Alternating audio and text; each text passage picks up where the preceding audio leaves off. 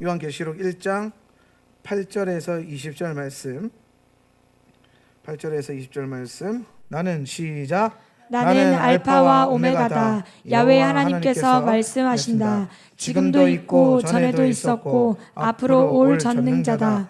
여러분의 형제며 예수와 안에서 고난과 왕국과 인내의 동역자인 나 요한나는 하나님의 말씀과 예수와의 증거 때문에 판모라는 섬에 있다. 내가 주님의 날에 영 안에 있었는데 내 뒤에서 뿔 나팔 소리 같은 큰 소리를 들었다.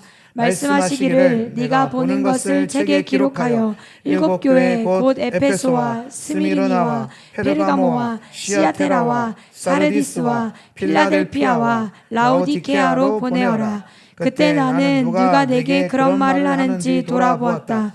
나는 돌아서서 일곱 금 등잔대를 보았다. 금 등잔대들 사이에 인자 같은 분이 발까지 내려오는 긴 옷을 입고 가슴에는 금띠를 두르고 계셨다. 그의 머리와 머리털은 양털처럼 휘었으니 눈처럼 휘었고 그의 눈은 불꽃과 같았고 그의 발은 용광로에서 달구어낸 빛나는 놋과 같았고 그의 음성은 많은 물소리와 같았고 그의 오른손에는 일곱 별이 있었고 그의 입에서는 날이 선 양날 칼이 나왔고 그의 얼굴은 힘차게 빛나는 해와 같았다. 나는 그를 보자 마치 죽은 사람처럼 그의 발 앞에 쓰러졌다. 그는 내게 그의 오른손을 얹으시고 말씀하셨다. 두려워하지 마라. 나는 처음과 마지막이며 산자다. 내가 죽은 자였으나 보라, 내가 이제 영원토록 살아있어 죽음과 시올의 열쇠를 가지고 있다. 그러므로 네가 본 것과 지금 일어나는 일들과 앞으로 일어날 일들을 기록하여라. 네가 본 내 오른손에 있는 일곱 별과 일곱 금 등잔대의 비밀은 다음과 같다. 일곱 별은 일곱 교회의 천사들이고 일곱 등잔대는 일곱 교회다. 아멘. 자, 오늘 여러분 교재를 보겠습니다. 자, 교재를 보면서 오늘 말씀 교재 제목, 강의 제목은 계시록을 통해서 보는 예수와입니다. 계시록을 통해서 보는 예수와. 요한이 이제 끌려 올라가서 그 영광 가운데 하나님의 음성을 듣고 하나님의 그 영광을 체험하고 계시를 선포하고 또 예수님의 그 형상을 영접하게 됩니다. 그래서 오늘 강의의 핵심적인 것은 요한이 예수님을 보고 설명한 것들이 있어요. 요한이 예수님을 보고 이제 뭐 얼굴은 이래 생겼고 눈썹은 이래 생겼고 뭐 피부는 어떻고 머리카락은 어떻고 이렇게 설명해 놓은 게 있는데 그 설명한 것들이 가지고 있는 영적인 의미에 대해서 우리가 나누고 오늘 요한이 계시를 통해서 본 예수 그리스도의 그 형상이 오늘 우리 안에 깨달음으로 와서 우리가 장차 그 영광을 볼 것입니다. 아멘. 우리가 그 영광 가운데 거할 것을 기대함으로 보면서 비전이 되어서 갔으면 좋겠습니다. 자, 먼저 이제 요한이 이제 음성을 들어요. 음성을 듣는데 그게 뭐냐? 8절입니다. 8절 한번 보겠습니다. 나는 알파와 시작. 나는 알파와 오메가다. 야훼 하나님께서 말씀하신다. 지금도 있고 전에도 있었고 앞으로 올 전능자다. 아멘. 자, 여기서 우리가 그 유명한 이제 알파와 오메가 되신 예수 그리스도에 대해서 나오는데 이제 오랄 로버츠라고 하는 이제 미국에 있는 신학대학교가 있는데 거기에 보면은 브래드 영이라고 하는 아주 탁월한 이제 메시아닉 신학자가 있어요. 이분은 이제 그 1세기 교회를 연구하고 이제 유다이즘을 연구한 탁월한 이제 권위자인데 이분이 이제 내세우는 한 가지 중요한 학설이 있는데 그게 뭐냐면 신약 성경이 전부 다 헬라어 사본만 남게 되었지만 마태복음과 요한계시록에 히브리어 원본의 가능성은 많은 증거들이 성경 안에 있다라고 가르치고 있어요. 이 말은 뭐냐면 마태복음과 요한계시록에 우리가 지금 가지고 있는 이제 원어 본문이 헬라어란 말이에요. 헬라어. 그런데 이제 브래드 영 박사가 이제 공부해 보니까 이게 히브리어로 원본이 쓰여졌고 헬라어로 옮겨졌을 가능성이 아주 높다는 거예요. 그러니까 우리가 이제 신약 성경에 대한 이해를 좀 제대로 할 필요가 있는 게 신약 성경은 1세기 교회들에게 준 편지죠. 그런데 1세기 교회 성도들의 대부분이 유대인이란 말이에요. 그러면 1세기 성도들이 전체 다가 유대인이고 그들이 히브리적인 사고방식을 갖고 있고 히브리 문화권에서 살고 있고 히브리인들이 살고 있던 땅에 살고 있었고 히브리어를 사용했기 때문에 그들이 서로 서신으로 주고받고 기록했던 신약 성경들의 아마 원본 자체는 히브리어로 기록되었거나 아니면은 히브리적인 사고 안에서 쓰여졌지만 이방인들에게 보다 더 효율적으로 전달하기 위해서 그리고 또 그 당시 있었던 공용어 중에 하나가 헬라어였기 때문에 헬라어로 옮겨서 써졌을 것이다 라고 보는 견해가 많습니다. 베드로전서만 하더라도 이제 베드로전서 같은 경우는 베드로가 이제 불러주면 마가가 헬라어로 옮겼었어요. 그러면 베드로는 히브리어로 불러주고 마가는 그거는 이제 번역해가지고 헬라어로 옮겨 썼단 말이에요.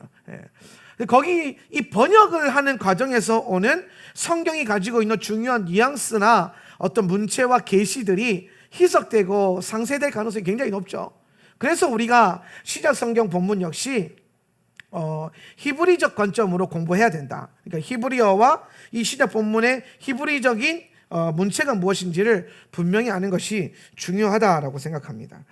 강의를 보면 알파와 오메가 되신 예수 그리스도에 대해서 좀 보겠는데, 그러니까 히브리 관점으로 이것들이 원래 처음에 주어졌다면 오늘 예수님께서 요한에게 나타나셨을 때 나는 알파와 오메가요라고 하지 않았을 거라는 거예요.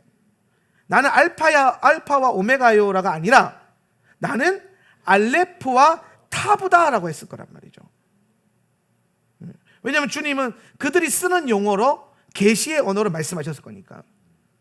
그럼 오늘 예수님 자체가 토라가 육신이 되어 오신 분이기 때문에 이 토라가 히브리어로 우리 가운데 주어졌잖아요. 그러면 토라의 시작 글자와 끝 글자가 이 알레프와 타부 아닙니까? 알파벳 첫 글자와 마지막 글자. 그리고 여러분 자세히 보면 알파와 오메가는 그냥 첫 글자와 마지막 글자인데 알레프와 타부요가 돼버리면 의미 자체가 달라져요. 알레프와 타부가 돼버리면 이게 알레프가 가지고 있는 이미지가 하나님 그 신성을 말하는 거야. 하나님. 그러니까 알레프라고 하는 이 글자 자체가 하나님을 의미하는 글자예요. 전승에 보면 미드라시 전승에 보면 그런 이야기가 있어요. 우리 하나님이 말씀 토라를 주실 때에 토라의 첫 글자가 뭐죠? 첫 문장이 베레시트잖아요. 베레시트 바라 엘로힘 이렇게 시작하잖아요. 그럼 여러분 잘 보실 게 뭐냐면 성경에 하나님 말씀이라고는 이 성경에 첫 번째 글자가 히브리어 알파벳 22글자 중에서 두 번째 글자인 베이트로 시작한단 말이에요. 베이트. 여기에도 하나님의 의도하심이 있다 없다? 있다라는 거예요. 그래서 많은 사람들이 여러 가지 이론을 제시합니다. 왜 베이트로 시작하셨을까? 첫 글자는 알레프인데 왜 알레프로 시작하지 않고 베이트로 시작하셨을까? 라고 했을 때에 한 고대 랍비가 그런 얘기를 했어요. 알레프는 하나님의 그 존재 자체, 하나님의 신성을 의미하는데 하나님은 이 땅의 모든 것이 창조되기 이전에 이미 계셨잖아요. 이미 있었단 말이에요. 그러니까 이미 계셨으니까 알레프는 원래 있는 단어이기 때문에 시작이 아닌 거예요, 여러분. 이해가 되세요? 오늘 우리가 알파와 오메가요 시작과 끝이라 이렇게 얘기하면 예수님이 시작이고 끝이구나 이렇게 이해할 수 있는데 우린 이 히브리 관점 안에서 좀 더 깊게 봐야 돼. 예수님은 시작이 아니라 시작 이전에부터 계셨던 분이라. 그러니까 시작을 초월하시는 분이에요. 그러니까 이분은 시작이 없어요. 여러분 주님은 시작이라고 해버리면은 시작이라고 하는 그러면 예수님은 어떻게 시작됐어? 이렇게 말하는 하나님을 누가 창조했어라고 말하는 이런 헬라식 구조에 갇혀버린단 말이에요. 시작과 끝. 근데 알레프라고 하는 단어는 뭐냐면은 시작을 넘어서서 존재 자체예요. 존재 자체. 그러니까 하나님은 시작과 끝이 아니라 원래 계셨고 끝에도 계실 거고 영원히 계실 거다. 그러니까 영원이라고 하는 이 시간적 초월. 결국에는 시작과 끝, 처음과 나중은 그 제한이 돼 있다면 크로노스적 제한. 근데 히브리 관점에서 말하는 건 뭐냐면 이걸 넘어서 버린 거예요. 베이트로 시작했다는 것은 뭐냐면 알레프이신 하나님은 이미 계셨기 때문에 성경의 창세기에 이 시작이 되는 이 첫 글자에서는 이미 계신 하나님의 그 상징하는 알레프는 등장하지 않고 그 다음 글자인 베이트로 시작을 한다는 거예요. 근데 제가 이 해석을 듣는데 굉장히 동의가 됐어요. 동의가. 동의가 되면서 그렇다. 하나님이 원래 계신 분, 원래 계신 분, 시작이 아니라 시작 이전에 계셨던 분. 그러니까 여러분, 야훼 에흐예 아쉐르 에흐예, 나는 나다, 나는 스스로 있는 자다, 나는 원래 있었다, 나는 어디 출범된 존재가 아니라 세상의 모든 것이 그로부터 나왔고 그는 원래 존재하셨고. 이해되십니까? 그게 알레프가 담고 있는 의미란 말이에요. 알레프. 그러니까 여러분, 우리가 알파와 오메가를 알레프와 탑으로 보는 이 히브리적인 이해함이 필요하다. 그래서 다시 풀어보면, 나는 알레프와 타브요라가 되어버리면 나는 존재했으며, 타브는 무슨 뜻이에요? 완성이잖아요. 완성. 나는 완성하는 자다는 거예요. 하나님은 존재하셨고 이 모든 역사를 뭐 하시는 분이라? 완성하시는 분이시다는 거예요. 네. 놀랍죠? 근데 이 완성이, 타브가 이미지가 뭐예요? 십자가죠. 십자가. 그러니까 오늘 모든 시간 주님의 구속사의 완성이 어디로부터 완성이 된다? 십자가로 통해서 완성이 된다. 십자가가 오늘 우리 구속사의 완성이라는 것을 반드시 기억할 수 있었으면 좋겠습니다. 아멘. 네. 그래서 오늘 알파와 오메가가 아니라, 물론 이렇게 해석해도, 처음과 시작이라고 해석해도 무리는 없겠지만, 우리는 이제 히브리 관점을 공부하는 교회이기 때문에 좀 더 히브리적인 사고로 본다면 존재하셨고 완성하시는 분이시다는 거예요. 그러니까 이미 이 알레프와 타브라고 하는 이 단어는 영원을 포함하고 있는 거예요. 영원을. 그러니까 히브리어는 그런 말을 해요. 우스갯소리로. 천국 가서 무슨 말을 하냐. 그러니까 천국 가면 언어가 하나야 되잖아요. 미국 사람은 영어 쓸 거고 한국 사람은 한국말 쓰는데, 그러면은 천국 가는 데로 서로 말 안 통하면 굉장히 곤란하잖아요. 이 땅에서 영어 못하는 것도 억울한데 천국 가서도 영어 하는 사람과 안 통하면 얼마나 억울하겠어요. 특히 저 같은 사람, 영어 못하는 사람. 그런데 이 땅에 원래 구음이 하나였단 말이에요. 구음이, 이 땅에 언어가 원래 하나였단 말이에요. 그럼 이 땅에 언어가 하나였다라고 말하는 게 뭘 상징하냐면은, 우리는 천국 가서 한 언어를 쓸 것이다. 대부분의 히브리어를 공부하는 사람들은 히브리어 하나를 쓸 것이다. 그러니까 히브리어가 천국 가서 쓸 언어일 것이다. 저는 히브리 관점 열리기 전에 방언이라고 했어요. 방언은 다 교통이 되니까 방언으로 다 대화할 거다라고 했는데, 가만히 연구해 보니까 방언도 히브리어 방언이 되게 많은 거 아시죠? 여러분, 우리가 그 흔한 방언 중에 하나인 랄랄라, 얼마나 흔한 방언이에요. 누구나 다 랄랄라로 시작해서 그 다음 단계로 갈 경우가 많잖아요. 그런데 이 랄랄라가, 라라는 이 단어가 히브리어에서는 많은 의미를 담아낼 수 있거든요. 라메드라고 하는 이 단어가 앞에 올 때, 그런 걸 볼 때 항상 참 많은 의미를 담아낼 수 있는 언어 중에 하나가 히브리어이기 때문에. 그리고 하나님께서 말씀을 처음에 주실 때에 히브리어를 쓰는 민족에게 히브리어로 주셨기 때문에. 그래서 미드라시 전승 그렇게 말합니다. 태초 이전부터, 태초에 말씀이 계셨잖아요. 요한복음 1장 1절에 보면 태초에 말씀이 계시니라 그랬을 때, 말씀이 계셨으니까 이 말씀의 형태가 히브리어로 이해하면은 태초 창조 이전부터 히브리어는 있었을 것이다, 이렇게 보는 경우들도 있다.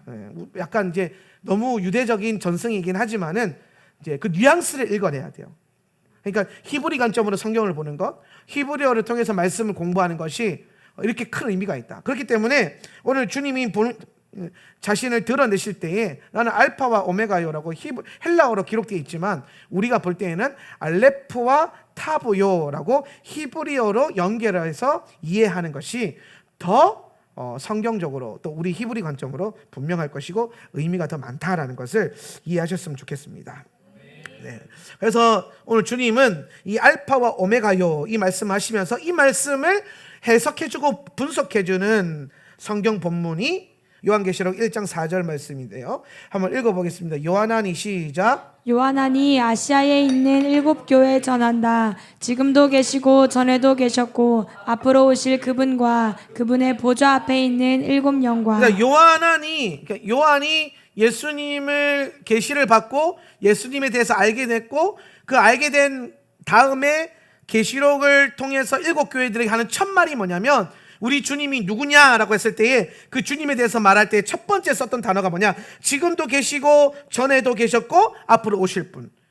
알레프와 타부요. 이거를요 여기서 요한이 먼저 말하고, 요한이 이렇게 말한 이유가 오늘 요한이 들은 하나님의 음성이, 첫 음성이 뭐예요? 나는 알파와 오메가요. 히브리식으로 나는 알레프와 타부요. 이 말씀이란 말이에요. 요것 때문에 요 8절의 음성을 요한이 먼저 듣고 4절을 쓴 거예요. 시제적으로 보면 이해되세요? 요한이 먼저 보고 들었잖아요. 그걸 이 계시로 옮겨 썼잖아요. 그죠? 그러니까 요한이 가장 먼저 들은 하나님의 음성이 뭐냐? 나는 알레프와 타부요라고 하는 그 음성을 듣고 나서 4절을 이렇게 기록한 거예요. 지금도 계시고 전에도 계셨고 앞으로 오실 그분과. 그러니까 시작과 끝을 얘기하지 않았고, 요한은 뭘 얘기했냐면 존재하고 계시고 존재하셨고 앞으로도 존재하실 분, 존재론 쪽으로 풀어간단 말이에요, 계시록을. 그러니까 요한이 지금 들은 음성이 아마 알파와 오메가가 아니라 알레프와 타부일 가능성이 아주 높아진다는 거예요. 당연한 거죠, 이거는. 그래서 우리가 이거는 그냥 우리 식대로 해석하는 것이 아니라 성경의 문맥, 성경이 성경을 해석한다, 문맥이 해석한다라는 이 관점을 봤을 때 너무나도 중요한 해석이 될 수 있기 때문에 우리는 알파와 오메가가 아니라 알레프와 타부이신 주님을 분명하게 본다라는 겁니다. 근데 뭐 크로노스적인 개념으로 본다면 알파와 오메가도 나쁜 표현은 아니에요. 우리 관점으로 보면. 그런데 요한은 지금 우리 관점으로 이 책을 쓴 게 아니라 주님이 보여주신 관점으로 썼는데 하나님을 존재론 쪽으로 풀고 계신다는 거예요. 그러니까 여러분, 시간 안에 있는 예수가 아니라 시간을 초월해 계신 예수 그리스도를 요한이 본 거예요. 그걸 요한이 들은 음성이 제가 봤을 때는 알레프와 타부다라는 거예요. 그래서 여러분, 우리가 히브리 관점으로 요한계시록을 보는 게 아주 중요하다. 계시록은 토라 모르면 안 열려요. 100%입니다. 왜냐하면 계시록의 총 404구절 중에서 256구절이 다 토라 안에 있는 내용이기 때문에, 이 말은 뭐냐면 요한은 토라 안에서 들은 거를 본 거예요.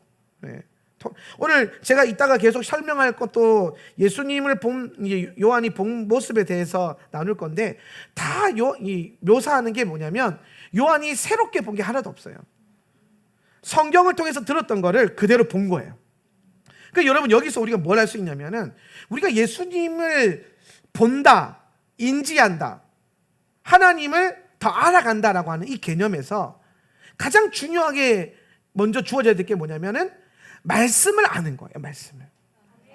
요한이 본 게 다 말씀으로 들었던 걸 본 거잖아요. 이 말은 뭐냐면 여러분도 말씀을 아는 만큼, 이 성경의 말씀을 아는 만큼 예수님이 보일 거라는 거예요. 이해되시죠? 오늘 여러분 삶 가운데 하나님이 계속 일하고 계신데, 하나님의 일하심이 잘 느껴지고 보이는 사람들은, 그렇게 보이는 사람들은 하나님의 말씀을 잘 아는 자. 그러니까 여러분, 우리가 길 가다가 자빠졌어요. 그런데 이게 내가 실수로 자빠진 건지, 하나님이 자빠뜨리신 건지, 넘어뜨리신 건지, 알 수 있는 방법은 기도를 통해서 분별하는 것도 있지만은, 그 순간 말씀에 보면은 예수님이 어떤 분이에요? 걸려 넘어지게 하는 돌이라고 해요. 걸려 넘어지게 하는 돌. 저는 제 삶 가운데 어떤 넘어지는 일이 생기면, 딱 생겼을 때에 바로 그 걸려 넘어지는, 거치는 돌에 대한 말씀이 탁 떠올 때가 있어요. 그러면 이거 지금 하나님이 하시는 거구나. 지금 말씀이 내 삶의 환경을, 사건을요 해석해 주는 거라고요. 이해되십니까? 성령이 깨닫게 하신 거예요. 그런데 어떨 때 넘어졌는데 이게 안 생각날 수가 있어요. 그러면은 그냥 내가 길 가다가 자빠졌구나, 내가 자빠질 수도 있는 거고, 하나님이 넘어뜨릴 수도 있는 거란 말이에요. 근데 이거를 깨닫게 해주시는 분이 성령인데, 뭘로 깨닫게 해주시느냐? 말씀으로 깨닫게 해주시더라니까요. 그러니까 여러분, 말씀을 계속 읽고 말씀을 암송하고 말씀을 따라 살면 어떤 역사가 일어나냐면은, 오늘 우리의 삶 가운데 어떠한 넘어짐이나 문제가 생겼을 때에 갑자기 말씀이 팍팍팍 떠올라요. 그 환경에 맞는. 이게 뭐냐면은 말씀 속에 계신 예수님을 내 환경 속에서 성령님이 계시시켜 주는 거예요. 드러내 주시는 거라고. 오늘 요한이 본 주님에 대한 그 환상도 동일한 거예요. 요한이 봤는데, 묘사했는데, 묘사하고 보니까 자기가 성경에서 읽었던 거야. 그러니까 지금 요한이 보여진 게 다 뭐예요? 요한이 알고 있는 말씀으로 보는 거예요. 그러니까 하나님은 어떻게 봐요? 말씀으로 보는 거예요.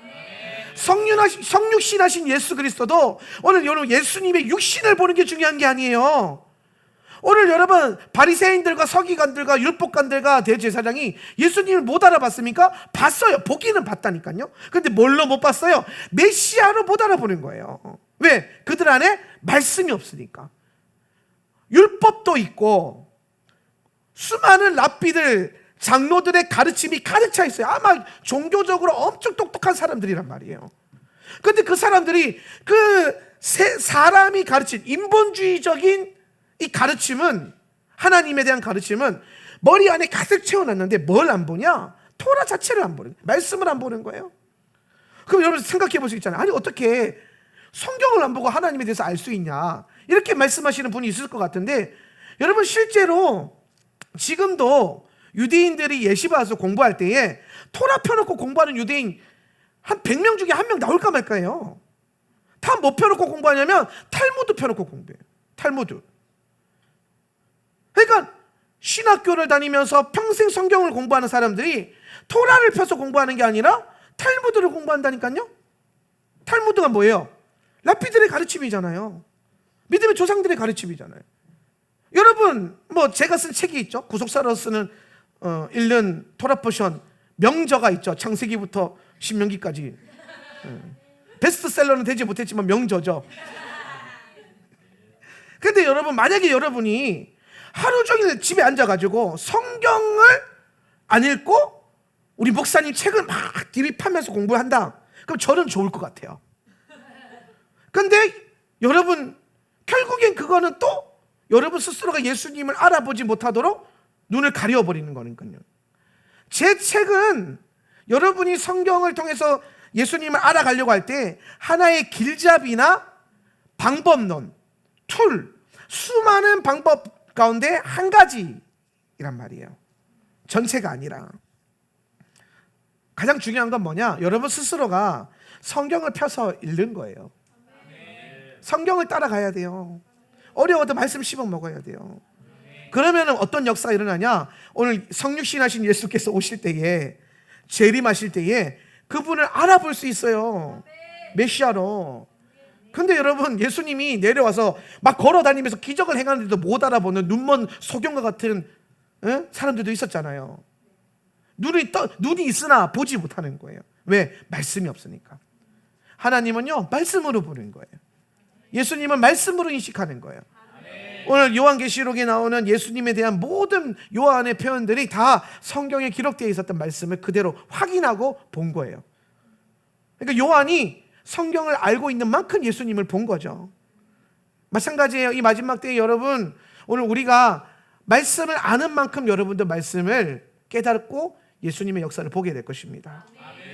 자, 계시록을 통해서 보는 예수와를 한번 볼게요. 9페이지 보면 계시록을 통해 보는 예수와 돼 있어요. 자, 위에 알파 오메가 되신 예수와는 했고, 계시록을 통해 보는 예수와. 그래서 첫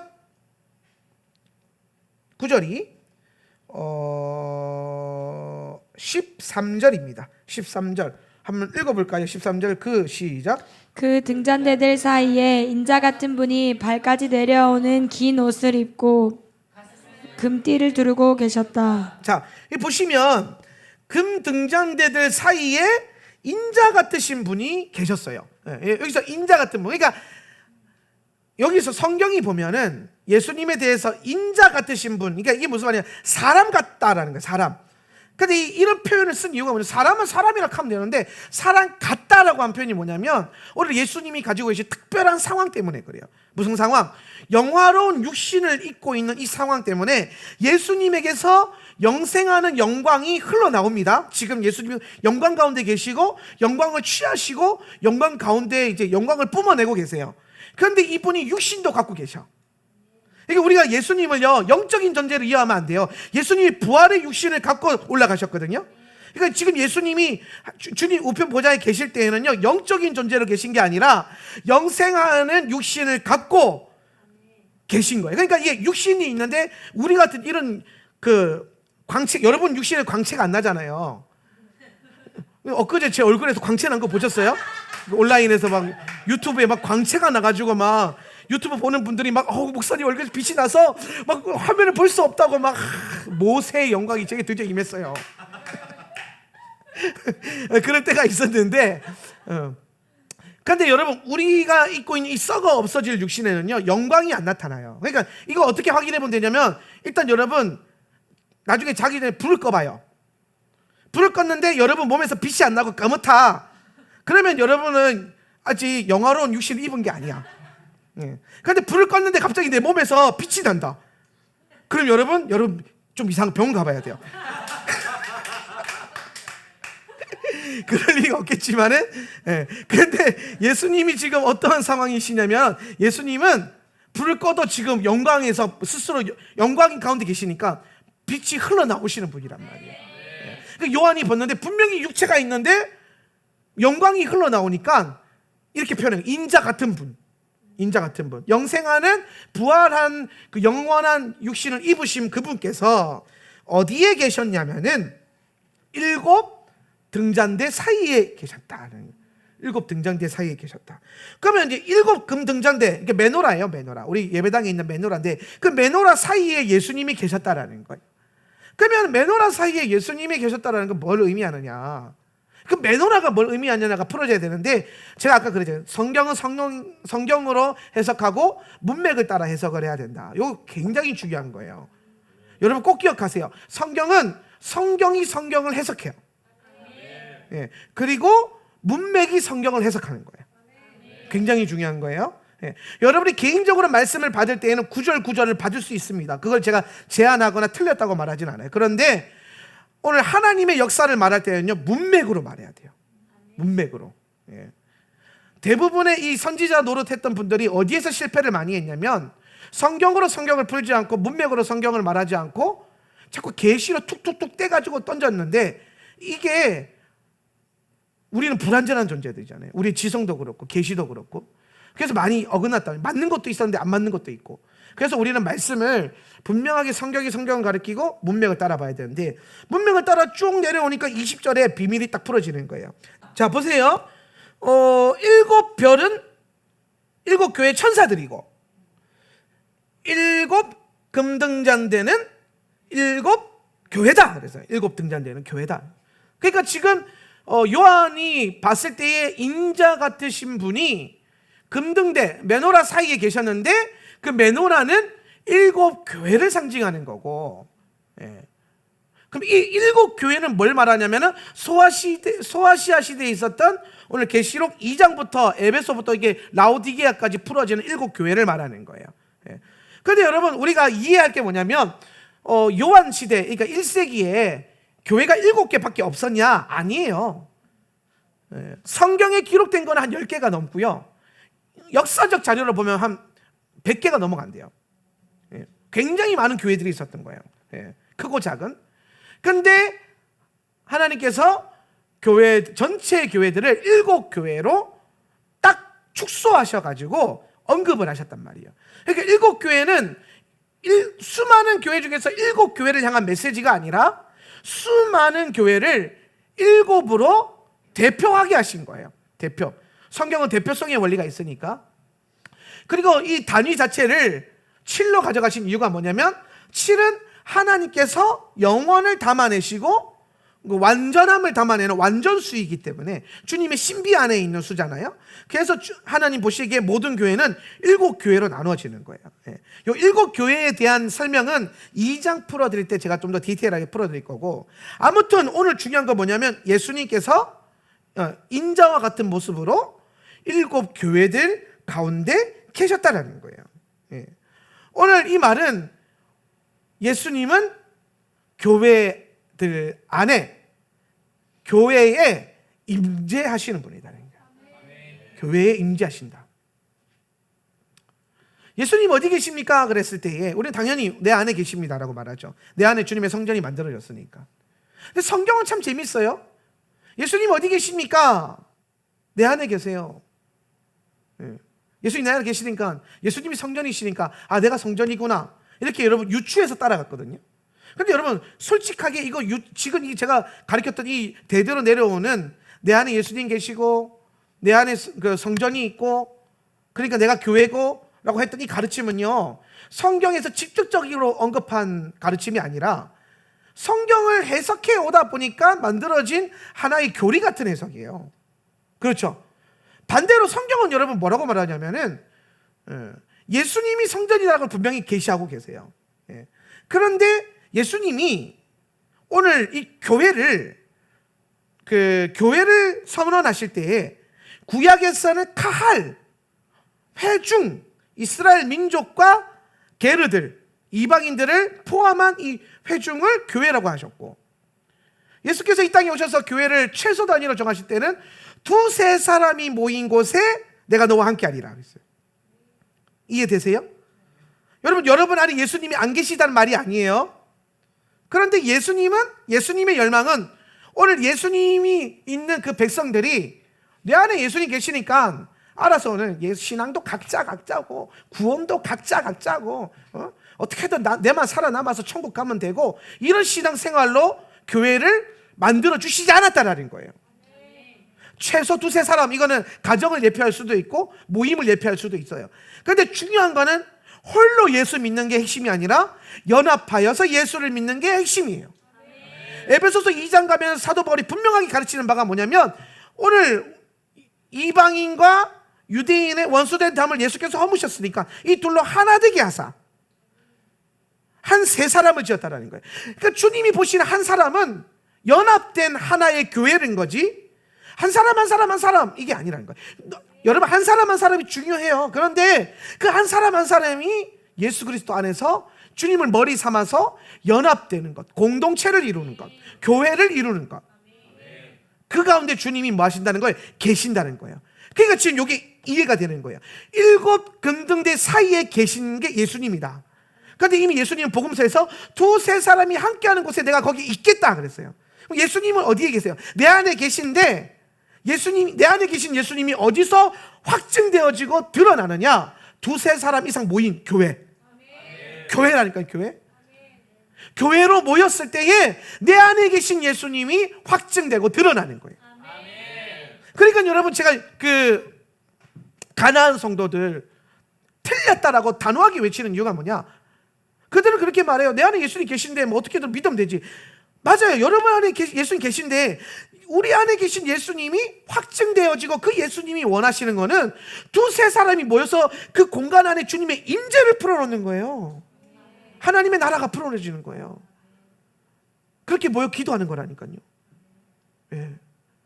그래서 저는 정말 교회가 중요하다. 이 7 금등잔대 사이에 계신 주님, 예. 교회 사이에 계신, 교회 안에 계신 예수님. 오늘 요한이 본 예수님에 대한 첫 이미지, 교회 안에 계신 분, 교회 가운데 계시는 분.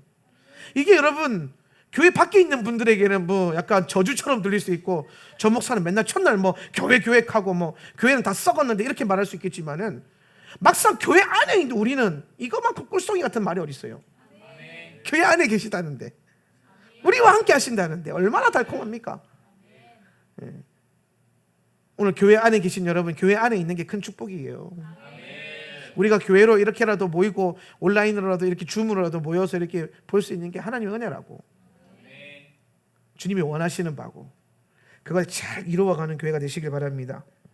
그래서 7 금등잔대 사이에 계시는 분이요. 근데 이분이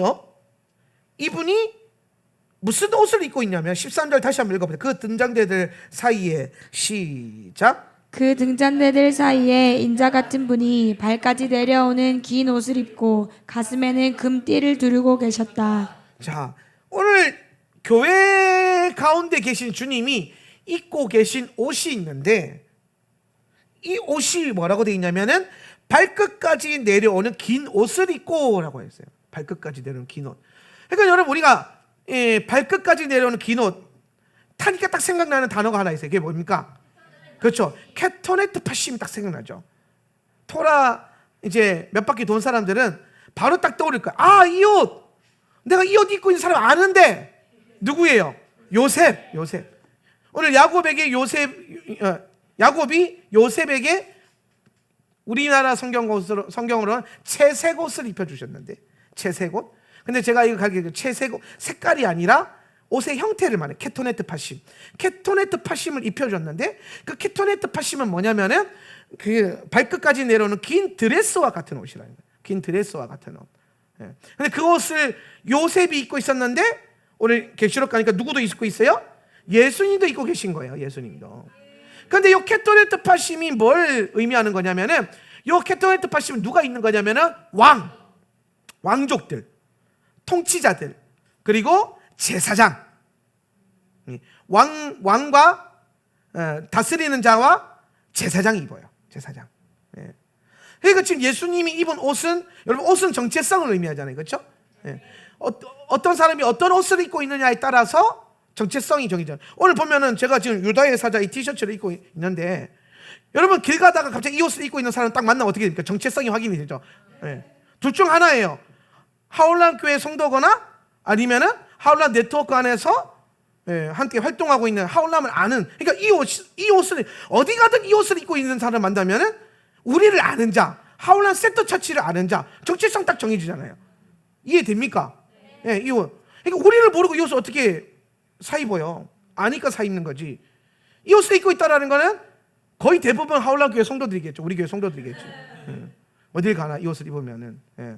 그런데 낯선 사람에게서 우리의 옷이 느껴지면은 교회는 다르나 영으로 하나 되어 있는 사람일 확률이 굉장히 높다. 뭘로 보여요? 옷으로 본다는 거예요. 옷으로. 오늘 예수님의 그 옷을 보고 오늘 요한이 그 옷을 설명한 이유가 뭐냐면 그 예수님의 정체성을 말하고 있는데 그분은 뭐래요? 왕이면서 제사장이다 얘기하는 거예요. 예수님은 왕이면서 제사장 같은 긴 옷을 입고 계셨다. 근데 그분의 가슴에 보니까요 뭐가 있어요? 금띠를 두르고 있다. 금띠를.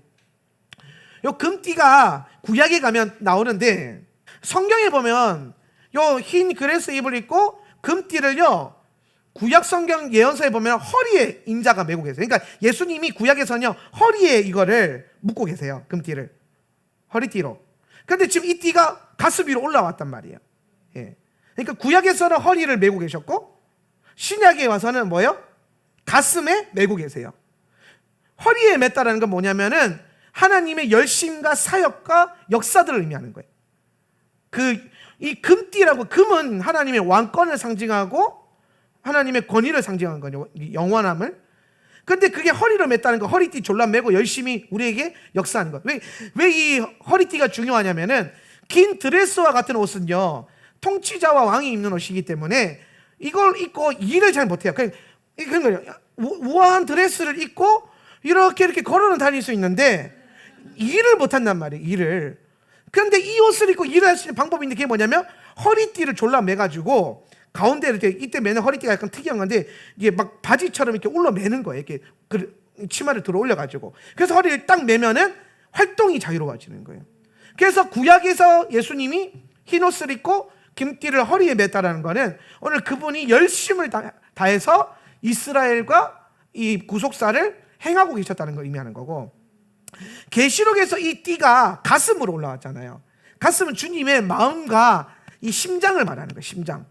그렇기 때문에 오늘 그분은 이제 이 마지막 때에는 그분께서 그분의 열심이 어떠한 그 역사적인 행하심보다는 뭐에 더 가깝다? 오늘 우리를 향한 그 사랑으로 일하신다라는 걸 보여주는 거예요. 예.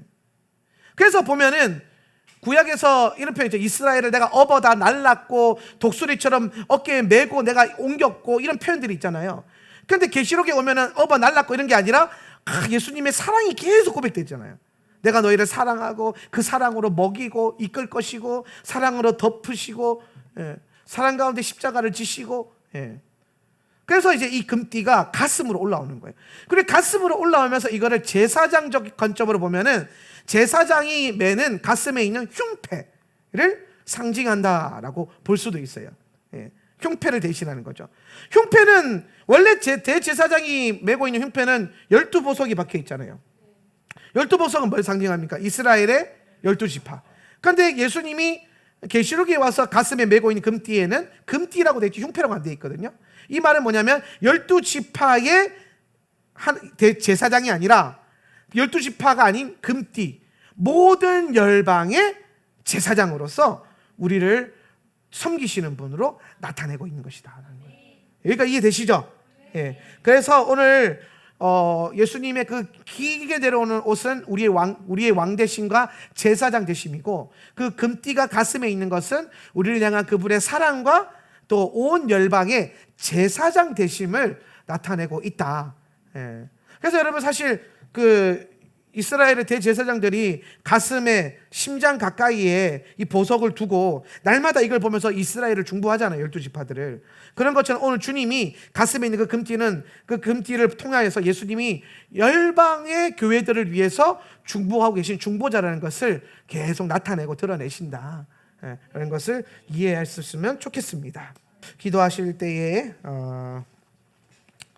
교회를 먼저 놓고 기도했으면 좋겠어요. 우리가 교회를 위해서 합심해서 좀 기도할 건데, 여러분 있는 자리에서 우리가 소리 높여서 하나님께 기도할 때 특별히 하나님, 우리 하울란 세터 처치를 당신께 내어드립니다. 오늘 예수님의 보혈로 우리를 덮어주시고 예수님의 그 사랑으로 오늘 예수님의 그 가슴에 있는 금띠와 같이 우리를 기억하여 주십시오. 오늘 그 금띠에 오늘 우리 교회, 우리의 이름이 새겨져 있기를 원합니다. 아니, 새겨져 있을 것입니다. 주님, 그 이름을 기억하십시오. 오늘 이 하울란 센터 처치를 예수님 기억하셔서 우리에게 당신의 긍휼과 큰 사랑을 베푸셔서 오늘 예수님의 보혈로 이 공동체를 덮으시고 보호하여 주시고, 오늘 기도하는 교회로 다시 한번 일어날 수 있는 은혜가 있게 하여 주시옵소서. 다 같이 한번 교회를 위해서 기도하겠습니다. 주여, 이 시간에 한 번 더 기도할 때에 하나님, 우리 하울란 센터 처치 성도들 한 사람 한 사람을 우리가 기억하며 기도합시다. 여러분의 각 처소에서 우리 성도들 얼마 되지도 않는 이름 다 기억할 줄 믿습니다. 할렐루야. 예, 오늘 한 사람 한 사람 여러분 마음에 품고, 하나님, 우리가 비록 흩어져 있으나 한 영으로 연합되어지기를 원합니다.